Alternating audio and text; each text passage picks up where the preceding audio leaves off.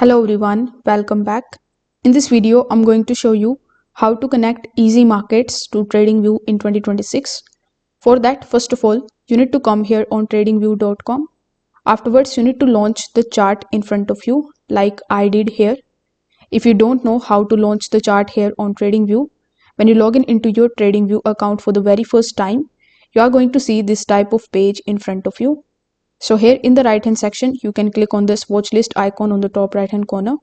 Here it is going to show you some of the most popular symbols or the tickets. The tickets doesn't matter. You just have to click on any of these and you need to basically launch the chart in front of you. Now once the chart is launched successfully, simply click on the option of the trading panel in the bottom left hand corner. Afterwards, click on the option of show all brokers. Now among the given brokers list, you just have to simply search for the easy markets. You can also use the search bar on the top right hand corner of the screen. Then you can simply search for easy market or easy markets. When you are able to find its icon, simply click on it. Then click on the option of connect. Now it is going to redirect you here on the login page of easy markets. Over here, simply provide your email address or your username and your password associated with your easy markets account.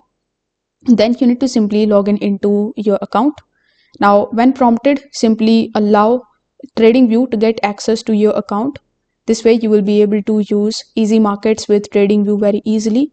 When it is connected successfully, you will be able to basically punch your orders directly from TradingView. So if this video helped you out, consider subscribing to the channel and liking the video. Thanks for watching.